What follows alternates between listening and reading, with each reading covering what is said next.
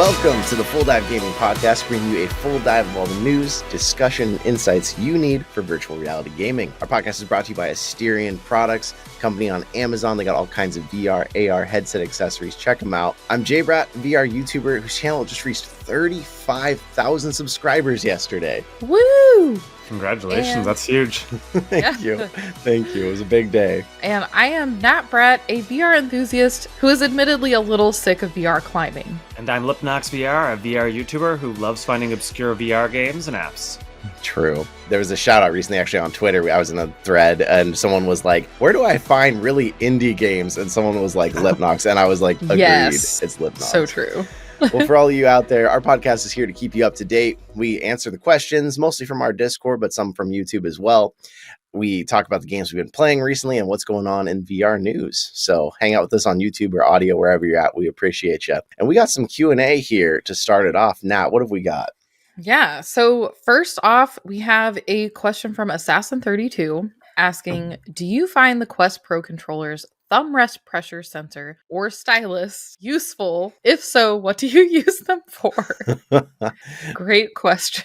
So for those of you out there listening, if you don't know about this, the new Quest Pro controllers, the spot where you normally rest your thumb on most VR controllers like the Quest 2 or anything, that now has a pressure plate that you can squeeze. And so like in the original demo, the guy told me, oh, well, if you're like in a game that had like an egg in your hand and you squeeze the egg, it would break, which sure, that's kind of cool. But at the same time, I haven't seen a single game or app use it. No. And then the other thing that he mentioned here, there is a stylus tip that you can put in the back of the controller and you turn the controller around and pretend like you're using it like a gigantic pen. And that, I guess that it's pretty cool because the stylus tip, you could like write on an actual board or on a desk in augmented reality, and then you would see the writing show up. But I unless you're in like 3D design or something, yeah, I haven't gotten a chance to test either of those because there's just nothing for me to do with them. I totally forgot about the pressure sensor thingy. Like, I completely forgot that was even a thing.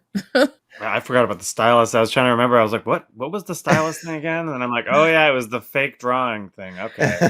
Yeah, which I feel like they should have just had like, I mean, I guess that would be hard to do, but like a thing that you could just like pull out of it, or I don't know. Obviously that would be too hard, but why would anyone want to write with a freaking controller? Like that's not going to be comfortable. Yeah, I mean, if you're already spending the money on a Quest Pro, you might as well have like a special controller that has the sensors on the pen. You can just do it with an actual pen. Like, yeah, that's what I would prefer. Anyways, we got another question from Chili's94. And Nintendo, Xbox, and PlayStation have announced they won't be at E3 this year. Does this mean VR announcements will have their own digital directs going forward? And I don't remember any VR announcements at any E3 ever, except for, I mean, maybe the Nintendo Labo VR things. Maybe they talked about that at E3. But, I mean, I think E3 is ultimately, it costs the companies that go on there a huge amount of money for that floor space and to have that audience, when in reality, it's just that time of year at this point. All you got to do is be like, okay, we got this, June, July timeframe. We're going to put out, 20-minute, 30-minute, maybe 40-minute presentation. And we're going to show off all this cool stuff. And even those, I haven't really seen the VR industry following beside that. They usually have, Nintendo will do something, and then I think earlier on, like maybe a month before E3 used to happen, Sony has some event and Microsoft has something. I don't think EA has anything substantial to show off. Activision is now basically unknownly part of Microsoft, so that's not a thing anymore. The Bethesda used to have their own event, but they're Microsoft now. I mean, maybe Ubisoft does something and they've got something VR related, but I miss the days of E3. I miss them immensely. I feel like that was just the most exciting time to be a gamer. I remember being like high school level, and they had like the E3 coverage on these like 4-disc DVD set. I remember watching that so many times and just being like, this is such a cool thing to go to these conference things. But I think the reality is it looked really cool from the videos, but at the end of the day, it was, a lot of smelly people in crowded spaces waiting in long lines to play, 2 minutes of whatever new games coming out that they could be just waiting 6 months and just play the whole game. So, I mean, I think it's, a really cool idea to, have these live events and have this big production. And I think for me, it's just Nintendo Direct just is that E3 to me, and State of Play is that E3, and we had 2 of those recently. And to me, it's like, oh, I'd much rather have those throughout the year than just pack it all into this one period of time where I get disappointed. Yeah. True. Yeah, I think that's a really good point. You're fully hitting what I was thinking, because I went to CES and it was cool. But I was thinking to myself, like, all these people paid all this money to come here. They flew here, and you've got 100,000 people that might stop by your booth and check it out. Or you could post one video on YouTube and get like 1 million views. 1 million people are going to see that. So it's the changing landscape of media altogether that's going to start making these trade shows feel like, what's the point? Because the other half too, if you post a video on YouTube that gets 1 million views, it's probably going to reach some people that didn't know about it, where all the people at these trade shows are into this already. So you don't really need to sell to those people. They're there looking for tech. They're interested in tech. The obscure smart home lock that when you pull your car near the house, the door unlocks. The consumer that needs that doesn't know they need that. They're not going to be the one at CES. The other people are already going to buy it. So I think trade shows might start to really fall off, sadly. No. I know. Don't tell companies how it doesn't make sense to do these. They're fun. They are fun, but ultimately when it comes to the price, yeah, you got to ask yourself, is it worth it? Dang it. I will say, showing off some of the headsets or certain like things like that, you know, it's really hard to be like, this is my new headset that we want people to buy, without letting them actually, you know, wear or try the headset, or at least have a content creator that they trust doing that exact thing.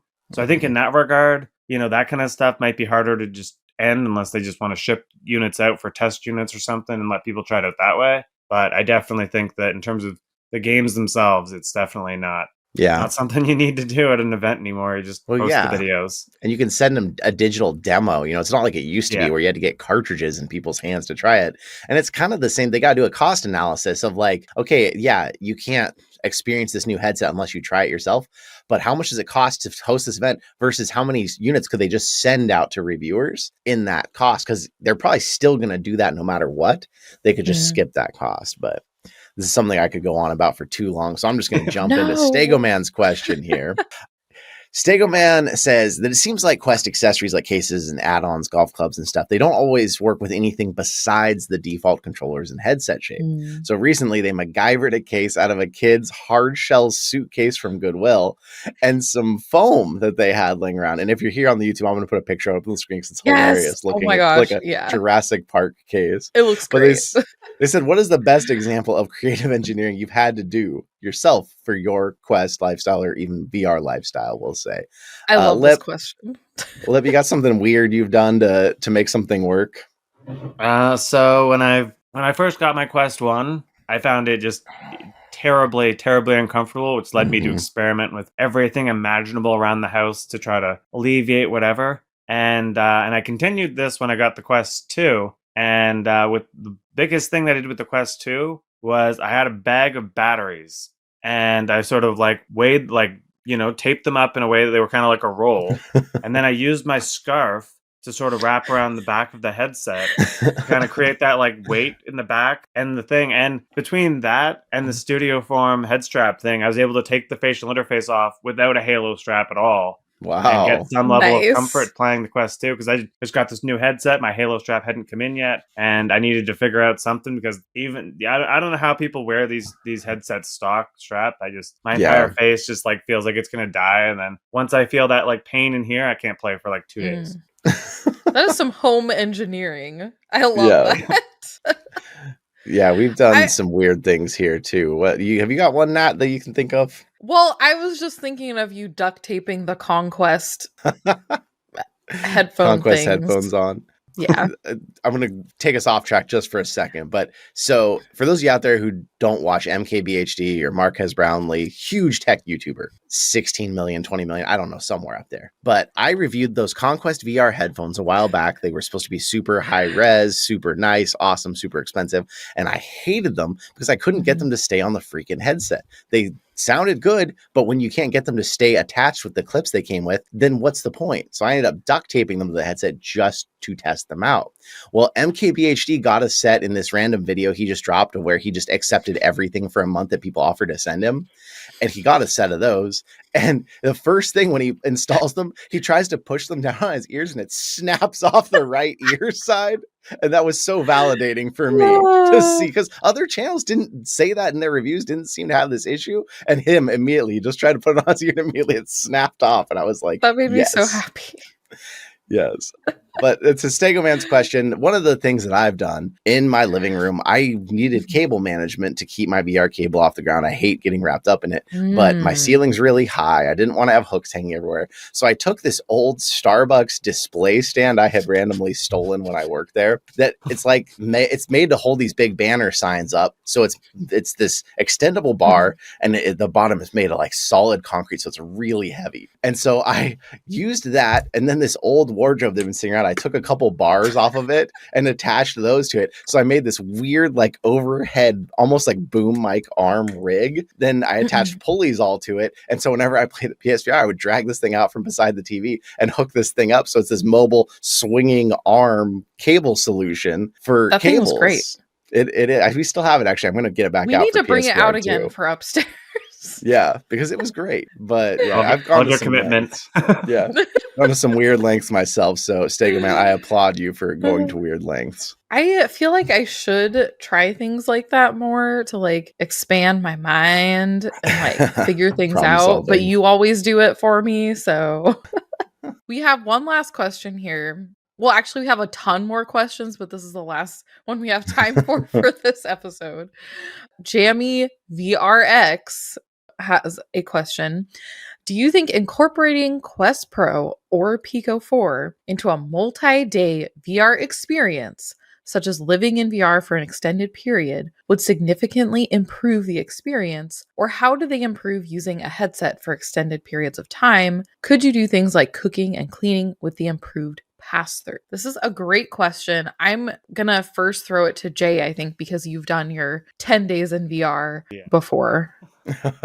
Oh man, when I did the 10 days in VR, I stayed in a headset for 10 days straight, and the only pass-through at the time that was reliable was Quest 2 pass-through, which is milky, white, grainy. It's not great. And I found when I was in that for very long, it actually made me really agitated. It just did not feel good. I think it might have been a little bit of sickness because the world didn't look right. If I went to do 10 days in VR again, and I had even the Quest Pro with its color pass-through, yeah, it would be so much better. It's still kind of grainy and it's not great, but you can see a lot better what you're doing through it, and things seem a little more one-to-one with real life. I think that would make a huge difference. But the big question, like, yeah, you could do your cooking and cleaning, but I guess the question this boils down to is why? Why would you? You know, I was doing that as a challenge to expand my VR knowledge and my mind. But like outside of that, why would there ever be a reason to have a headset on when you're cleaning? It just sounds like the worst thing ever. You're like down on your hands and knees cleaning under the sink, and this headset's weighing your head down as you're trying to reach back there. Ugh. Yeah, I definitely feel like I came to that same conclusion with the question where I was like, all right, cooking, cleaning, like this doesn't seem like a thing. Like, why would I want to be wearing the headset? I can just take the headset off, you know, and come back to it there. I don't know. I don't know why that needs to be a thing, but I would assume perhaps, you know, if we take it to more realistic things like, you know, working on your computer and like editing things or, you know, checking out, you know, whatever, for workplace types of things, I could definitely see the more you're doing it, the more you're getting used to doing it, the more you're accepting it. Because, okay, you know, you can definitely play, you know, VR games, like non-VR games in like virtual desktop, or, you know, play Android apps like directly on the headset in like the home space thing. But, you know, the headset resolution is different than looking at your TV. And I found, you know, as soon as I stopped using the headset every single day, and then I went and tried to go and do those more 2D types of apps in the headset, it always just felt a little bit weird to me. But I mean, that you know, goes the other way around, where when I was at a point where I was, you know, playing, you know, 4 to 6 hours of VR chat every single night, playing other VR games all over the place. I mean, it was a seamless experience to sort of get in the headset and start doing stuff. And, you know, it felt like a second body almost. And I can definitely see, you know, maybe not the pass through so much, but I could definitely see, you know, spending more extended periods of time in VR, improving, doing things that are more, you know, multi-day living types of things. And I definitely, too, with the PSVR pass through, even though it is black and white, it really looks good. And I feel like that just allows for more, like if you're playing for a long time and you need a drink or a snack, as long as it's like kind of close by, because there's still the wire there. But like it's a lot easier to do that than like if you're in a Quest with the facial interface. If you don't have the facial interface, that's still probably not that big of a deal because you can kind of see, around. Or like with the Pro, you can see around, so you can also grab a drink or snack. But apparently that's what's important to me, being able to grab a drink or snack. Yeah. With the PSVR2, the problem is I just can't remind myself still that the button exists. I'm so used to it, PSVR1, pressing the button to slide the scope out and then Right. lift the headset up and just quickly look under it for something. But when I do remember the buttons there and I use them, I'm like, oh, this is nice. But I kind of wish they put it in a more convenient spot, because instead of it being near the edge of the headset where you can grab the scope, it's like further under and in the front. It's kind of out of the way to find it. I almost feel like they should have replaced the scope button with it, because then people who had the original one would accidentally press that and then remember, oh, I have this. It would kind of retrain them. But it's a However, it's pretty annoying to accidentally press something like that. I guess it's not as bad as like on the Pro, when you have the settings that way, you can like tap, or even on the Quest, you can tap on the side and it'll go. I don't even know what it goes to. I just know it's really annoying. It's a double tap. Okay, well, I keep just tapping it once and it doesn't go to Passthrough. It just like turns it off. Or sleep mode or something. Yeah. It's super annoying. I did that so many times when we were playing Demio the other day, and I was like, Anyway.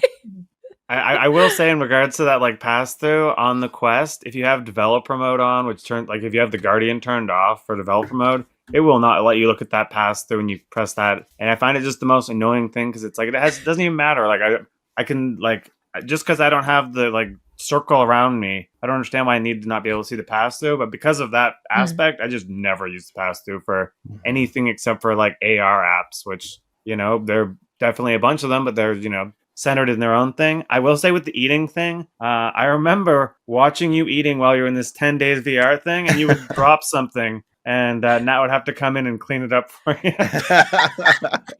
Yeah, it's just so hard to live with the VR headset on. It really is. It's getting easier, but it's we should have hard. given you a bib on those days. Like the cool new bibs, though, that have the catch-all at the bottom. Yes. Of them. I didn't know that was a thing till one of our friends was feeding their kid. And bibs now, instead of just being something the food rolls down to their lap, there's like a catch-all tray at the bottom of the bib. It's like, why wasn't that always a thing? That just makes sense. It catches all the crap that falls down. I feel like I need to just wear those, because I drop food all over myself all the time. We all just taco day, just have the wrap just in that like thing at the bottom. It all just falls down. Oh, there we go. I get extra put a couple taco shells in the catch-all, and you got your next 3 tacos. Extra tacos, yes. Oh my gosh. Well, we had some VR stuff happen in the news realm, but before we get to that, we got to tell you about Asterion Products.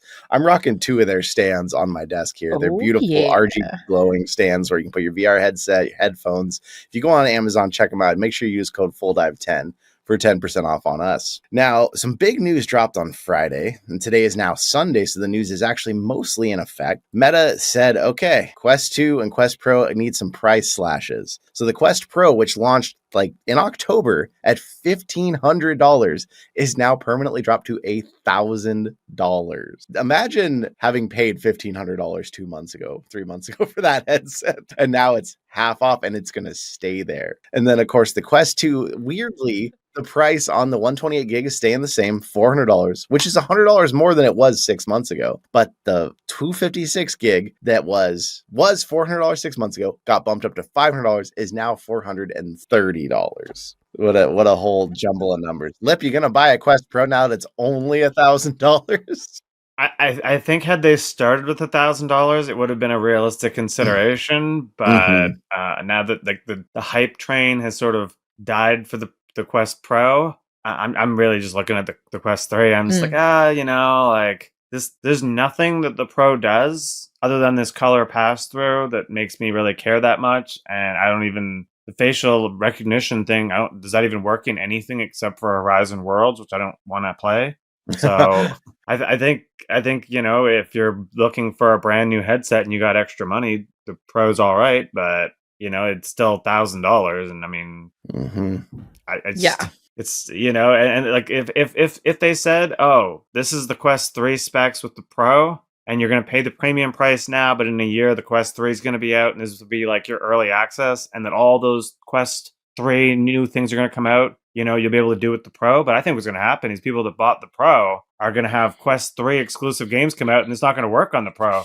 Pro's not going to be powerful enough, and you're going to feel like feel dummy. Yeah. And $1,500, $1,000 doesn't matter. If it's not going to do what I need it to do, then whatever. And honestly, like they can slash all these prices all they want, but the amount of quests that are on Marketplace right now, like Facebook Marketplace and eBay, you can easily get it for $350 for the 256 right now. And I mean, that's used, but used ones usually come with accessories, and the accessories are expensive. Yeah, for sure. So I mean, Meta, why? Like, I mean, it's good, I guess, that they don't look into what may happen, it seems like, and then they just like make snap decisions, and it kind of screws over people that are buying their stuff. Like they did that with the Quest 1, where like pretty soon after the Quest 1 there was the Quest 2, and then it was less expensive, and now they're like, we're not going to support the Quest 1 anymore, although I guess it's been a little bit of time now. And then they do this where like just a few months after the Pro comes out at $1,500, they like,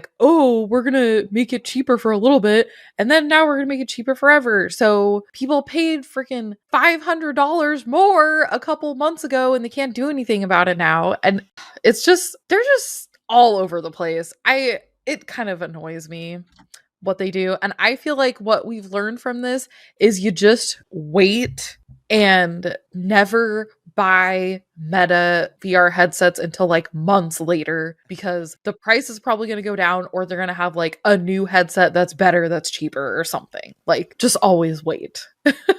It is tough. And we're not covering this in the news, but there is some news out there that they announced that they're canceling some of the upcoming headsets, one of which was the Quest Pro 2. So that right there tells you the Quest Pro failed if they're not going to make another. So yeah, I had a comment that said even if it was $500, they wouldn't consider buying one right now, because the Quest 3 is coming. It's just, there's just no reason to buy a Pro. And I'm like, that hurts, because I have a Pro, they sent me one. I wouldn't have bought one. And I see the merit to some of it. I do see how it is an advanced piece of tech and it's cool, but there's just no place for it in this world right now. It just doesn't make sense for really anyone unless it becomes very cheap. And those few people that really like the comfort or like the AR or like the fact that you can see around it and see your world, those people might upgrade, but it just doesn't belong. Yeah, I don't think they did a very good job selling what it even did to get people excited. And the combination of just, if they went and did this trailer thing and said, oh, watch how much better all the games look if you buy this headset, there might have been a reason, but it's like, I don't even understand what the reason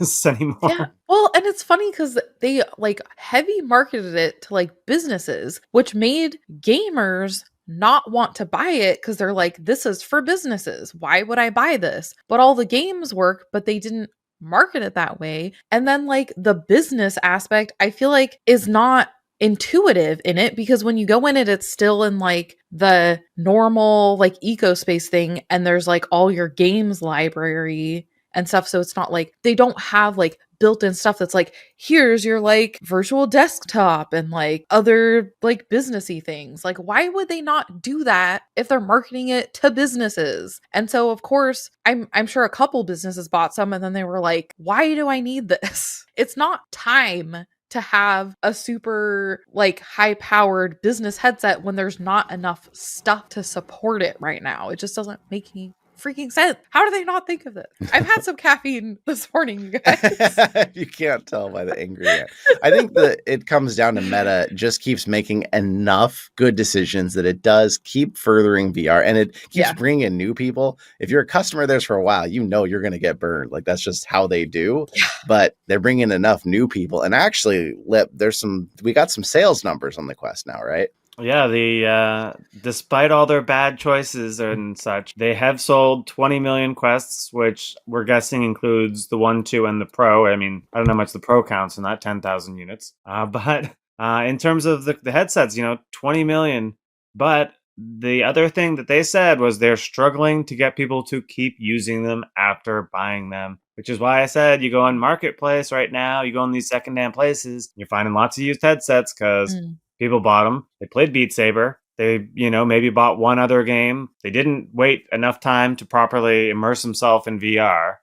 And I get sick when I play, or this happens when I play. The games aren't, the same thing as playing on, a PS5 on a not even like PSVR2. I just mean like straight flat screen games. They set their expectations to the wrong place. And, ultimately too, I think a lot of people just pick up the wrong games when they first get a headset. They see what, the hype things are. And, what I'm getting excited about after like 7 years of playing VR is not what someone that's buying their first brand new headset should be getting into day one, because that's going to totally mess you up. If you go on and be like, I'm going to get Bone Lab. I've never played VR before. It's like, you're going to get messed up. Yeah. You're going to be like, I'm going to get Iron Man. I never played VR before in my life. I was like, I don't think that's a good idea. This is how you get sick. Yeah, there should be like a beginner starter pack that you just get with the headset of like 4 gentle, good games. Because it was great that Beat Saber and Resident Evil came with it. Resident Evil's a terrible game to put a noob into. They'll either get sick or they'll be overwhelmed by the tough controls. Like give them Beat Saber, super hot, Job Simulator, and maybe something like Golf Plus for the sports enthusiasts. Give them just something gentle and easy that's really going to get people in. That's what they should probably do, rather than keep dropping the prices. Include a good bundle of good games, and that'll keep the retention up. We have so many good ideas for them. They just need to listen.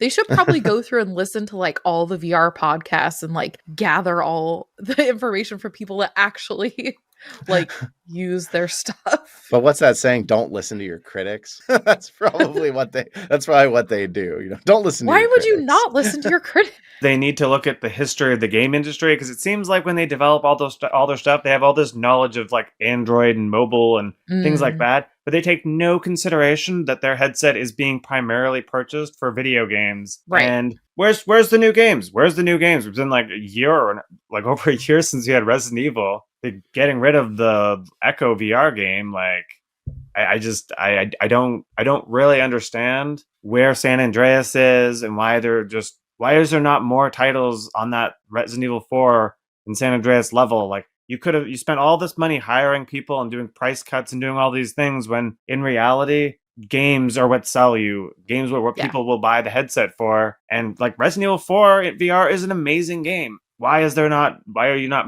getting more studios to make more games like that? Like that's the biggest thing to me. It's just like, when I go and say, oh, you want to buy the headset? It's like, well, your biggest title last year is like ports of games that already exist. Here's your Bone Lab, which is basically just Boneworks. Here's your Iron Man on PSVR. Like, these are not new games. And there's some stuff that's new, but even when the new thing came out with the Saints and Sinners 2, it was like a buggy, an unfinished game when it dropped. And it's like, this is not encouraging consumers to be excited about this headset, or, excited to, after a headset's been put down for a couple months, put it back on and play again. Because I go in the store multiple times a week. I go on side quests multiple times a week. I'm finding nothing I want to play. Yeah, that's the retention and the problems. But when it comes to the games, the exciting new games right now are kind of on PSVR2, and it's not even that many of them. That's what it's telling you, is like Quest is kind of struggling in the game space, but we've been spending time playing some VR games on PSVR2 this week. And I got to talk about Gran Turismo 7, because not only are we playing it, but we're playing it with a full wheel setup. So a Logitech G29 wheel, which has force feedback in the wheel. So if you turn into a corner too hard and the car starts to slide, you'll feel the wheel kind of shaking because of the slide. You'll feel the resistance as you're going. And I've played countless hours of this already. I don't even care about Gran Turismo's storyline or the career, all that stuff you got to go through, the car collecting. I just want to drive the cars. And that's what I'm doing. I'm just playing these races to drive. And it is so freaking cool. It's so fun. Nat, you played some too. How did you feel about it? Yeah. It's so great. Oh my gosh. It's so nice. Like, I remember we had this set up like way back in the day when we first got the PSVR 1, and it was so freaking awesome, but it looked pretty freaking terrible. It didn't really matter. Extremely blurry. Yeah. Yeah. Racing games at distance it's a problem. They were very blurry.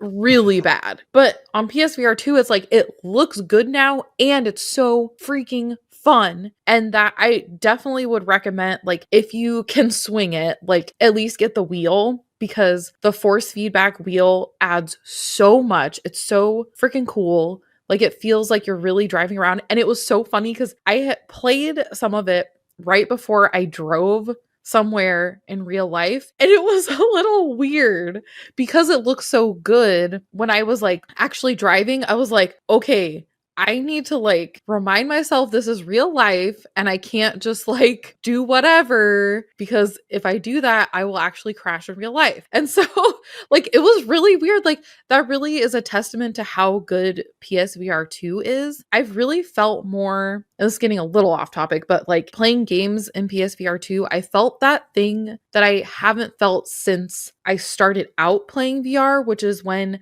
you go back into the real world and you're like, whoa, like I've just transported back from this other place. Like, I felt that in RE8 and in Gran Turismo. Like, when going to drive in real life, I'm like, oh crap, I need to like get back into the reality headspace. But I also feel like it helps because it feels so much like real driving. I feel like it kind of helps. It could help you become a better driver because you can kind of like anticipate what the car is going to do and stuff. So yeah, I had a lot of fun playing it. I feel like I haven't had that much caffeine, but I feel like I have. I'm just like, anyway. Well, Lip, as someone who still hasn't jumped for the freaking $1,100 or whatever it costs in Canada for a PS5 and a PSVR 2, are you feeling the FOMO? Are you like, oh, I'd love to play Gran Turismo, or is this something you don't really care about? So the Gran Turismo was like the title that came with my PSVR 1 when I bought it, because that was just the bundle that I found for the right price online that I was comfortable paying for. And, it was extremely blurry because the distance thing. And I really did not expect that when getting into a, AAA Sony VR game that I thought was going to just be like the best thing ever. And, it sounds like the game that I expected back then is this new one here. But that being said, I love racing games enough, but again, I'm not doing story mode when I'm doing these usually. I'm just doing some races and having fun. It's just the ultimate, just relax kind of thing. It's the same way for fighting games for me. You just kind of relax and play them. And you know what? I think if I had a PSVR 2, Gran Turismo 7 would be, a need to own title because of everything that it provides. I don't know if I'd go as far as because some of these wheels are like $100, $150. So I don't know if I'm buying any of the wheel setup things, though that would be pretty luxurious. I'm definitely pretty jealous hearing about that actually. I mean, like if you're gonna buy a lot of these racing games on PSVR 2, like that wheel setup could definitely be well worth it. And I mean, this game is one of the big exclusives. If you've already had, PC VR, if you already had the other things, it's like you couldn't have played this game yet. And I think that's, well, in VR that is. And I think that's a huge aspect. There's tons of content for it. It's not going to sell me on it. But if I had PSVR 2, it would definitely be a game that I would get. Yeah. I feel like we should have you visit sometime. Like, just take a US vacation and like a very long road trip. Well, luckily you can still get a taste of racing on Quest 2, right, Lip? Yeah, so I know this one's had some negativity when it came out, but admittedly the closest thing to Gran Turismo on the Quest is Grid Legends, and it is it's a port that definitely they've optimized very heavily to get to work on the headset. I don't believe it has a PC VR version of it, but what they've done is they've taken the flat screen game. They have removed every bit of lighting and shadowing humanly possible. The mirrors don't work. There's the levels sort of load in a lot of the times, and it's not blurry like the Gran Turismo 7 was, but it's not detailed at all. Those things aside, I love this game. I think it's awesome, and I just have a great time playing it because it's just traditional, just racing.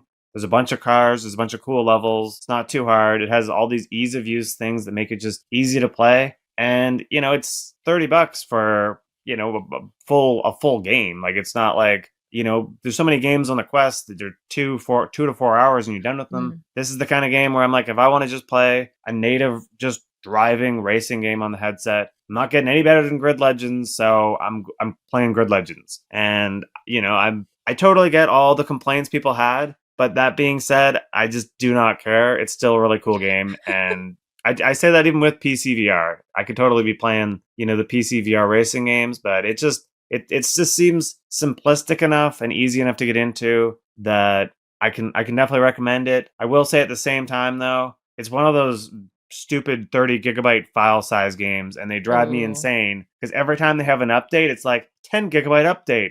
Oh my You're not playing this game right now. You got to wait like 10 minutes for this thing to download. I'm like, well, I just wanted to play the game real fast, do a quick race. My entire play session is going to be less time than this download's going to take. And I hate when games, I feel like if you go past 10 gigabytes on the headset, it's like, you better be showing off something that genuinely deserves that. But again, with Grid Legends, visually, I could definitely make complaints, but gameplay wise, I have nothing to complain about. There's not a lot of stuff on the headset that does racing and driving, and that's one that does it, and it does it good enough for me. Yeah, it became a meme basically when it first came out to hate on this game for how it looked. And I appreciate people like, I think Gamertag was one of the first ones that came out kind of against that. He's like, a lot of people are hating on the visuals, but it's on a Quest. Remember that. And for what it was in the Quest, it actually ran pretty well. They made it look good. They made it reliable, which people don't realize in a racing game, you got to have a high frame rate. So you got to sacrifice a lot to get that.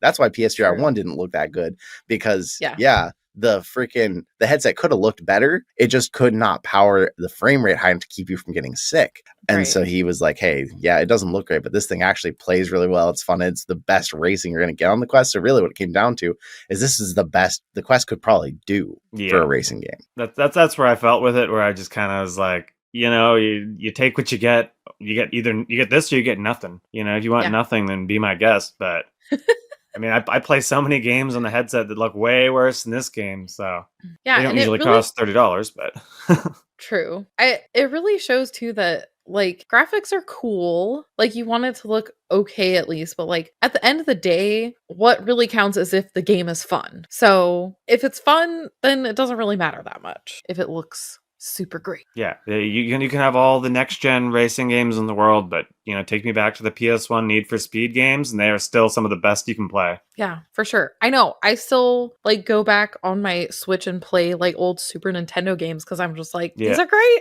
I love them. Yeah, I have a whole bunch of those retro handheld systems that I just love to play all the classic games, and I've been doing a kick playing I've been trying to go through and play every single Game Boy Color game that ever released, which there are like 1,300 of. I've been. Oh my god! I usually have like 5 minutes at the end of break that I'll play 1 or 2 games, and I'm like, I'm just chipping away, and maybe it'll take me 2 years, but I'm gonna find out what all the hidden gems are. Nice. Oh, you just love those hidden gems. Oh, I just love them. I'm just like, I don't know. I don't know these Game Boy Color games. They're all new to me. I don't care that they're probably the most inferior hardware things I could humanly play right now, but I'm going for it. That's awesome. Well, I'm excited that we've got more games coming to talk about. Hopefully, it looks like PSVR2 is going to help lift us up a little bit in the games. And of course, Quest 2 stuff is always coming. We just don't know when the big hitters are going to show up. But if you're out there and you've been thinking, hey, I need a place to discuss my VR obsession with people, our Discord server, we got characters in there and it's fun. The debates get a little off track, but I enjoy going and seeing what Shafe and the Play PSVR guys are fighting about at the time. So check that out. And then you can ask us questions there that we can then answer on future podcasts where we've got a lot of questions. We're catching up 1 week at a time. And then we get more. Yep, we get more. But thank you so much for being out here listening and hanging out. The podcast is doing great. It's at almost 3,000 subscribers on YouTube, which is really wild. Cool. Yeah. So thank you again. But if you've been thinking about VR and now the Quest Pro's just dropped $500. Now that it's dropped that, I'm not actually recommending you get a Quest Pro, but maybe look at a used Quest 2 or when that Quest 3 drops, maybe it's time to dive on in. Dive on in.